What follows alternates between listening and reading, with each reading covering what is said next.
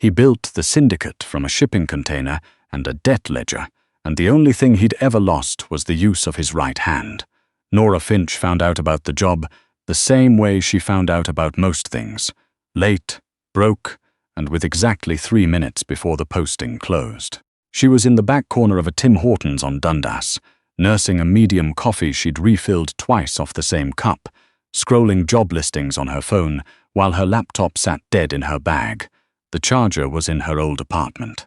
Her old apartment now belonged to her ex-landlord, who had helpfully changed the locks while she was at her 3rd interview that week.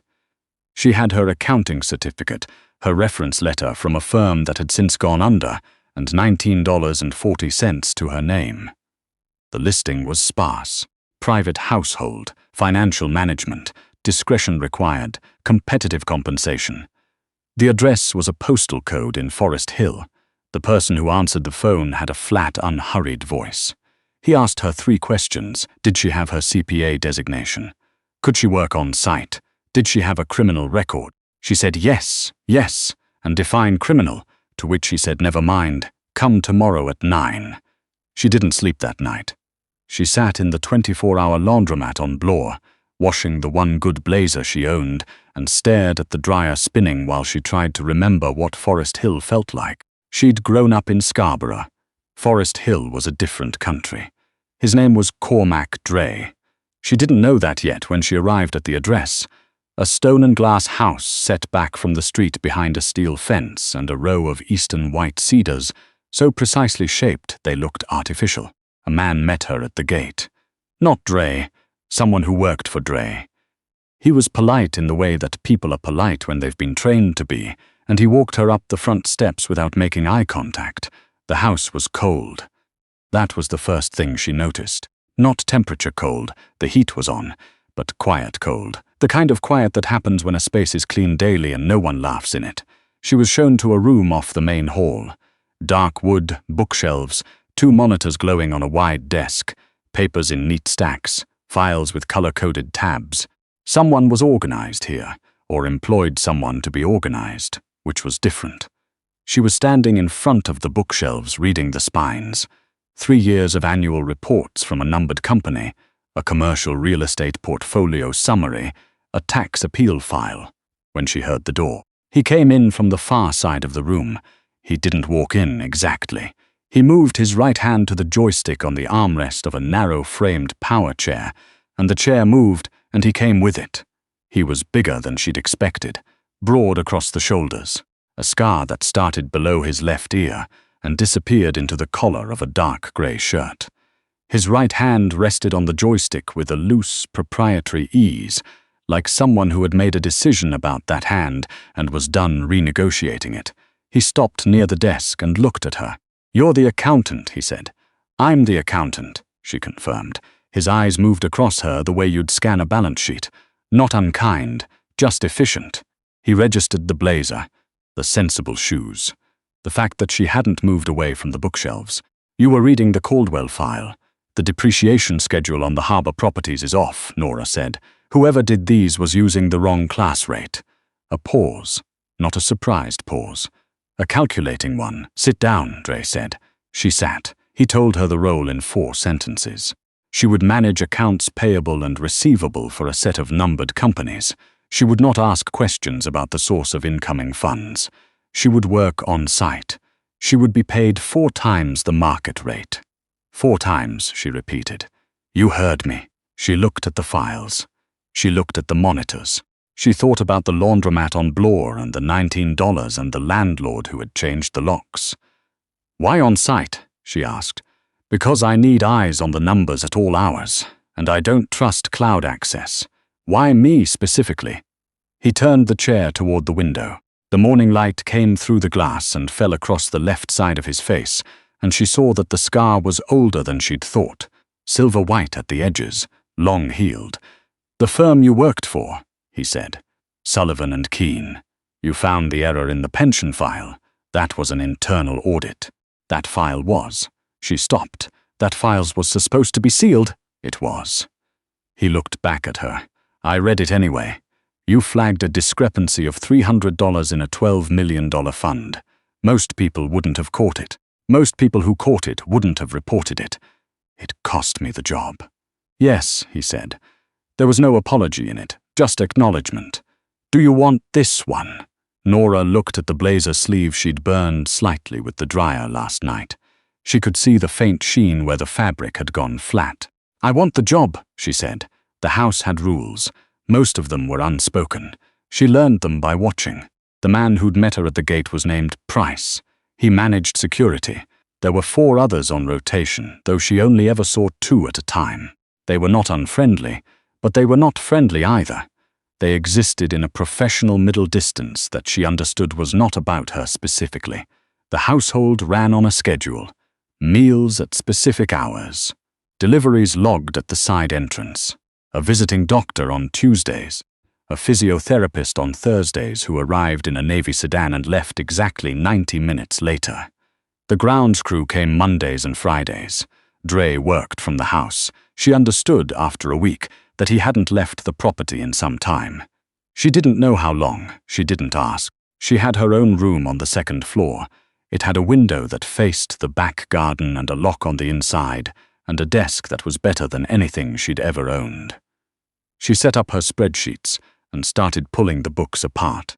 What she found was not illegal, or not obviously illegal, which was a distinction she decided to sit with for a while. It was, however, aggressively creative.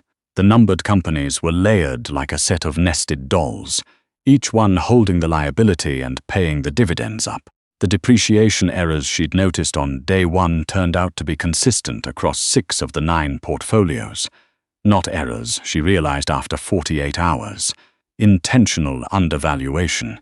Someone was suppressing asset values on paper.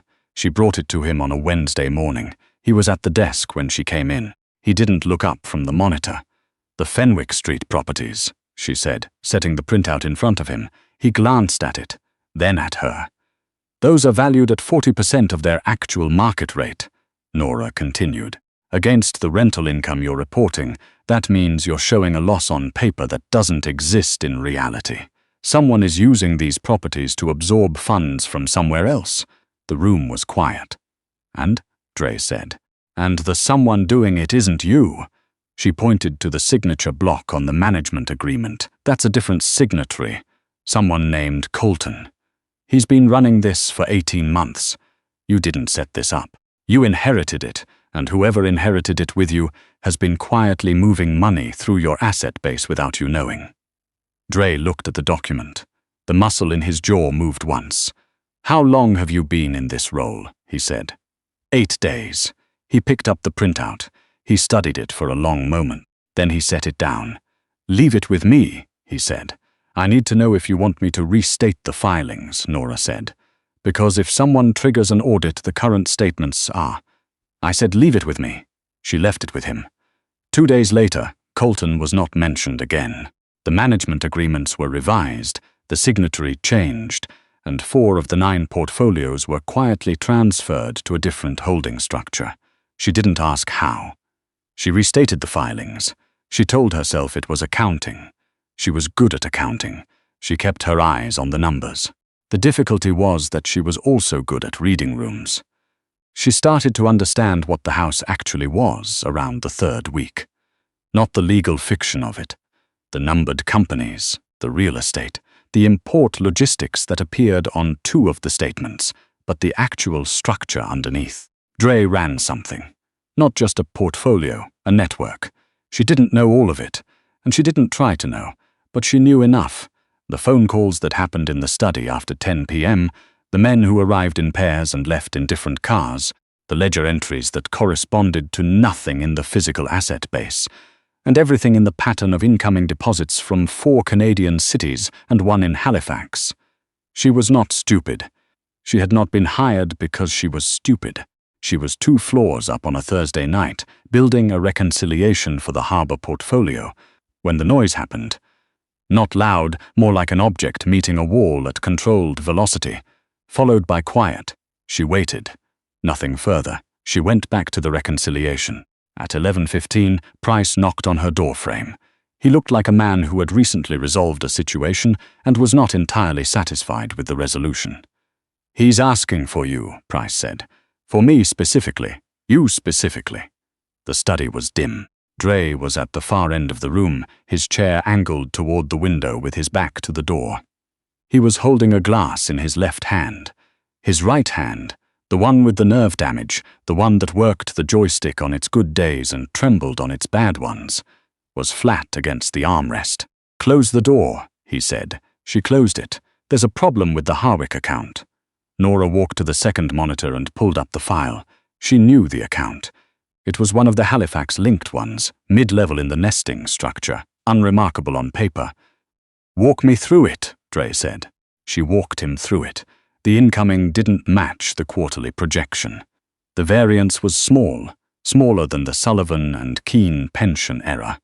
But it was there, and it was regular, and regular small variances were the things she had learned to read like a first language.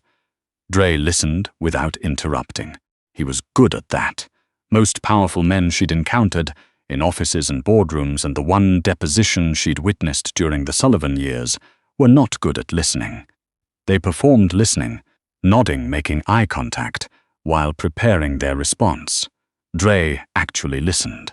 He sat with the information and turned it over before he spoke. "Someone is skimming," he said. "Someone is skimming," she confirmed.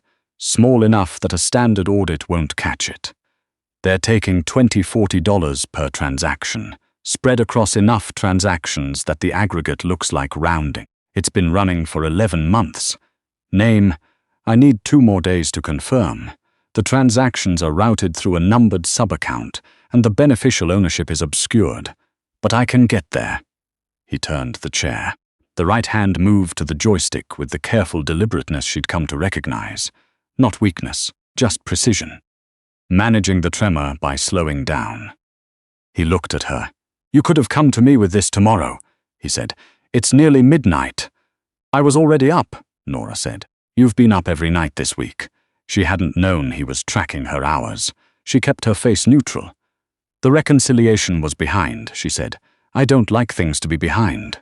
Something moved across his expression. Not quite humor, not quite respect. Something in between. "Neither do I," he said. He looked at the monitor. 2 days. 2 days. She was at the door when he said, "There's food in the kitchen." Mrs. Ozzie leaves something covered on the second shelf. She stopped. "I'm aware," she said carefully. "You haven't been eating it." "I didn't know if." She stopped. "I didn't want to assume, Nora." It was the first time he'd used her first name. It landed differently than she expected. "You live here. The food is for the household. You are the household." She went to the kitchen. She ate leftover soup standing at the counter at midnight in a silent house in Forest Hill, and tried not to think about how long it had been since anyone had considered her part of something. She found the name on a Friday afternoon, Shelby Ames. Junior Logistics Coordinator, 18 months in the position, access to the Halifax account through a shared administrative password that had never been individually attributed. Ames had been taking $53 and change per week in aggregate, channeled through transaction rounding on international wire conversions. Total over 11 months, just under $30,000. Nora printed the report. She held it for a while before she went downstairs. Dre read it in silence. "She's got a kid," Nora said. She didn't know why she said it. It wasn't relevant to the accounting. Dre looked up. "How do you know that?" Her personnel file was attached to the account access log. It was 2 pages. I read both pages. Nora kept her voice flat. "She's a single parent. The deposits correlate with a recurring medical expense code, pediatric specialist. She's not buying a boat. She's paying a bill." Dre set the report down. The room was very quiet. "That doesn't change what she did," he said. "No," Nora agreed. "It doesn't." He looked at her. "But you're telling me anyway. I'm an accountant. I give you complete information. What you do with it is your business." She paused. "Literally." He was quiet for a long moment. Then he said, "Leave the report. I'll handle it." 2 weeks later, Shelby Ames was quietly transferred to a different role. The access password was discontinued. A new employee benefit, a medical expense fund, administered through the company's legitimate HR arm, appeared in the policy documents. Nora restated the accounts and didn't comment. She told herself she had nothing to do with it. She was almost convinced. The problem with working inside someone's life was that you started to understand things you hadn't agreed to understand. She understood by the 6th week that Dre didn't sleep well. The lights in the study came on between 2 and 3 a.m. with a regularity that had nothing to do with business. She understood that he had not always used the power chair. There were photographs in the downstairs hall, old ones, where he stood. The man in those photographs held himself differently. Not better, just differently. She understood that the Thursday physiotherapist left notes on a clipboard by the door, and that Dre read them after she left and set them face down on the desk. She understood that he was very good at managing what people saw. She was in the garden on a Saturday in October, eating lunch on the stone bench because the house was too quiet on weekends when he came out. He hadn't mentioned coming outside. He rarely came outside. The stone pathway was level and wide, and his chair moved across it without trouble, but he stopped a few feet from her bench and looked out at the garden the way a person looks at something they've been avoiding. "The Beaumont offer," he said. She had the file on her phone. She pulled it up. A commercial acquisition in Hamilton, port-adjacent industrial space, mid-size, the kind of thing that made sense in the portfolio. "The price is fair," she said, "but the environmental assessment is incomplete. There's a clause in the purchase agreement that transfers liability for any remediation costs to the buyer post-close. If there's contamination, you'd own it. The seller says the assessment is clean, the seller is motivated." She turned the phone to show him the clause. This language is not standard. Someone wrote this specifically to limit exposure. That's not how you write a clause on a clean property. Dre looked at the phone, then he looked at her. "You caught that in the agreement." "It was in the agreement. My lawyer sent that agreement. He reviewed it. Your lawyer has a heavy caseload," Nora said. "I had one file." Something shifted in his expression. It wasn't the same face he wore in meetings or when Price brought him reports. It was something underneath that, something she caught only in the moments before he remembered to put the other face back on. "Counter with a clean assessment contingency," she said. "Full environmental disclosure required before close. If they walk, you have your answer, and if they don't walk, then you buy a clean property at a fair price." She took a bite of her sandwich. "Which is what you wanted." He was quiet for a moment. The October light came through the cedars and fell across the lawn in long, pale strips. "You eat out here often?" he said. It was not a question. He had noticed. "The house is quiet on weekends," she said. It wasn't an accusation. It was just true. He looked at the garden, at the stone bench where she was sitting, at the landscape someone had designed and someone else maintained, and that, she suspected, almost no one actually sat in. "I used to come out here," he said. Not to her exactly. More to the information itself. She didn't fill the silence. "It's harder now," he said. "The path is fine. The chair is fine." A pause. "It's harder anyway." She understood without him saying it that this was not something he said, that the category of things he said to people was narrow and carefully managed, and this was outside it. "The bench is wide," she said. "There's room." He looked at her. She looked at her sandwich. After a moment, the chair moved. He stopped at the edge of the paved area, close enough to the bench that they were roughly level. He looked out at the garden. They ate in silence. Or she ate. He didn't have anything, but he stayed. The trouble with the Beaumont deal was that it moved faster than expected. The seller accepted the contingency. The environmental assessment came back with 3 flagged remediation areas, none of them catastrophic, all of them requiring disclosure. The seller dropped the price by 12%. The deal closed in November, clean, and Dre's acquisition ledger had a new entry that was going to outperform its initial projections within 18 months. She knew this because she built the projection model herself, and she was good at projection models. What she didn't anticipate was Colton. She thought Colton was resolved. She thought the management agreement transfer and the quiet restructuring had been a sufficient answer to whatever the problem was. She had not understood that Colton was not a problem that could be answered by paperwork. She understood this on a Tuesday in November when she came downstairs at 7 a.m. and found Price at the bottom of the stairs with an expression that was not his professional middle-distance face. "There's a situation," Price said. The situation was in the dining room, and the situation was a man Nora had never seen before sitting at the table drinking Dre's coffee as if the house were a cafe.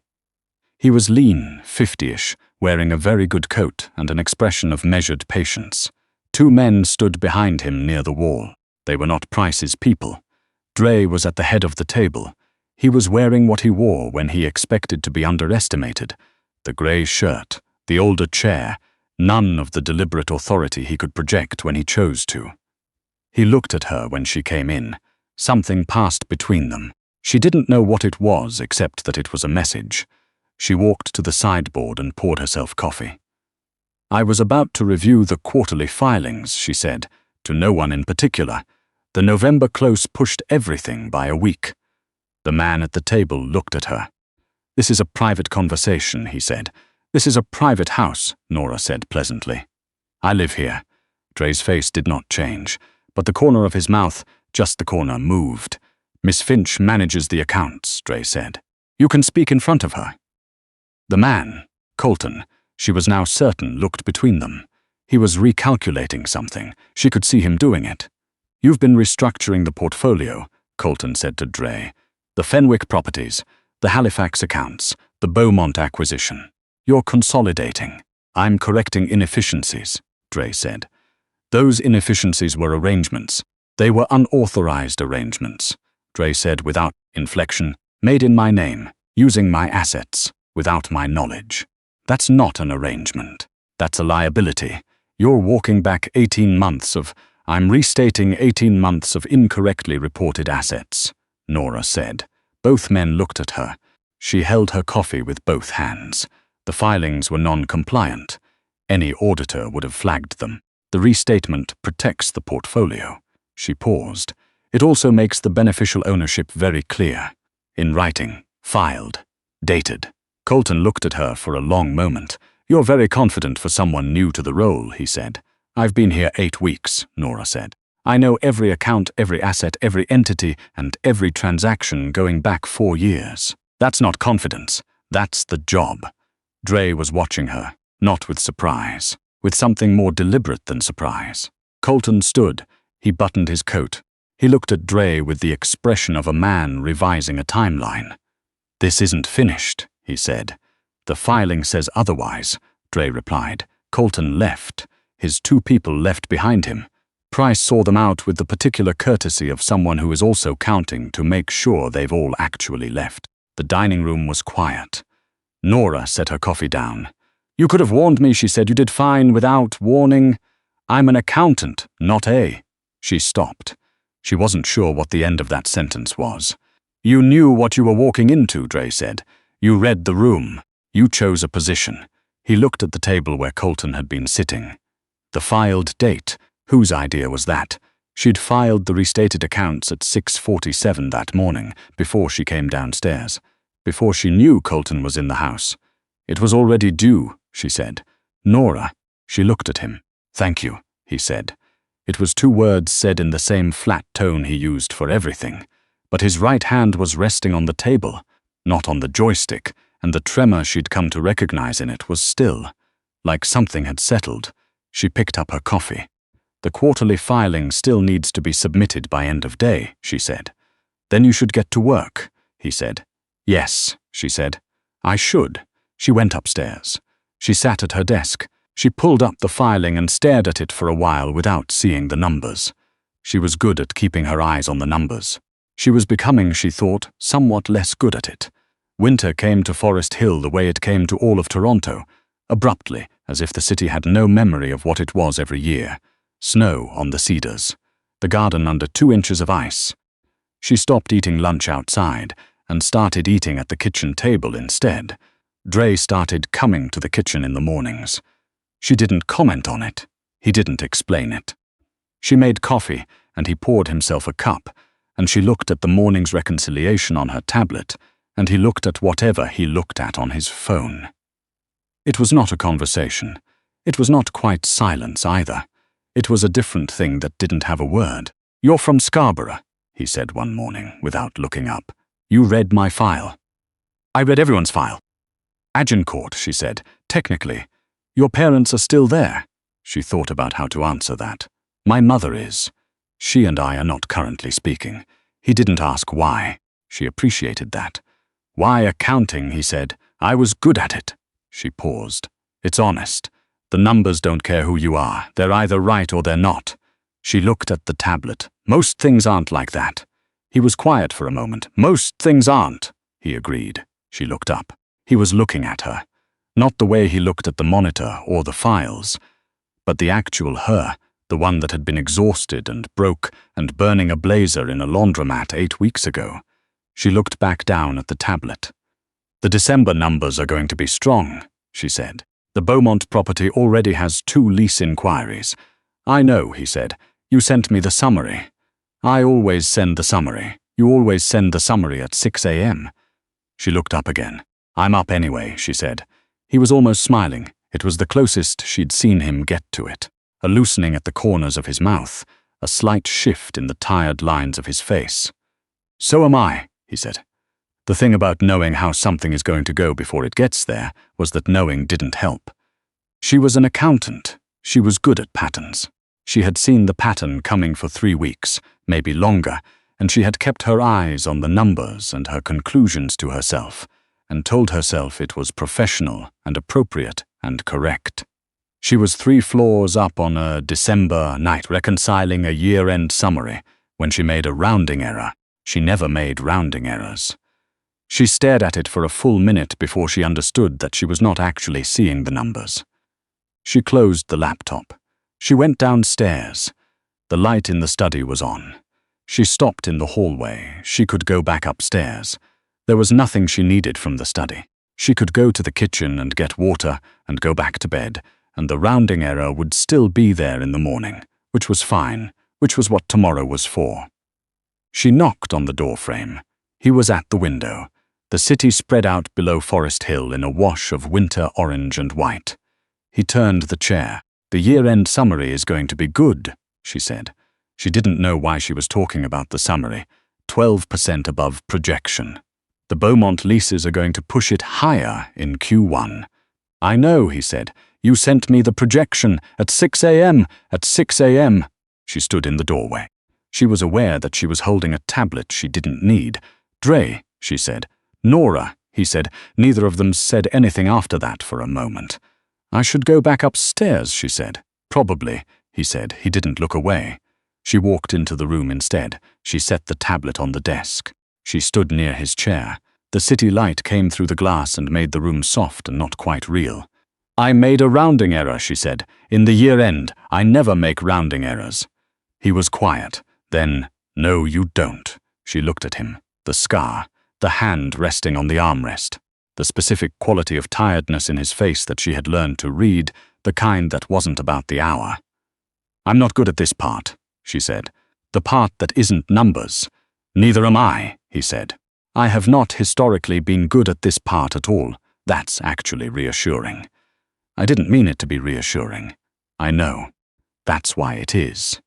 He reached out with his left hand, the one that didn't shake, and she met it, not quite reaching, not quite pulling back, and somewhere in the middle they found the same point and stayed there.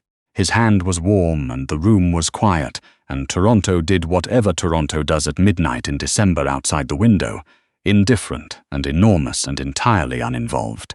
She didn't solve for it. There was no clean number on the other side. She stayed anyway. In February, the Colton matter was concluded. She did not ask how.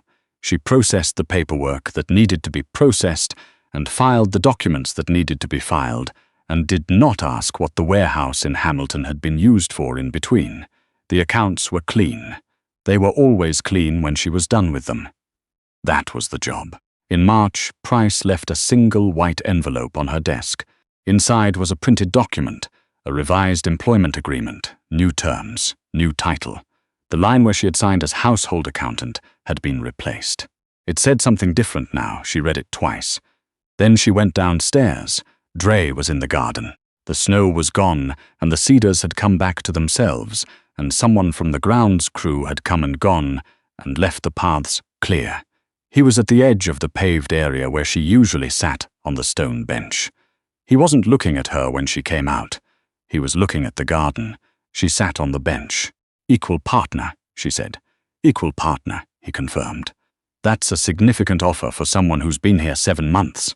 Us, you found 3 separate frauds, restructured 9 entities, and prevented a 12% acquisition error." He glanced at her. "And you filed the accounts at 6:47 a.m. without being asked. I didn't know you were going to need it that morning." "No," he said. "You just did it." She looked at the document in her hands. "This is a legal structure," she said. "This is filed somewhere. It is beneficial ownership is clear. Yours," he said. 49%, 49, someone has to break the tie." She looked at him. He looked at the garden. The corner of his mouth had done the thing it did. She signed it on the stone bench with a pen she had to borrow from Price, who produced one from his jacket pocket with the expression of a man who had known this was coming and was fine with it. The numbers had never been wrong. She had always known that. She had just taken a little longer than usual to add herself to the equation.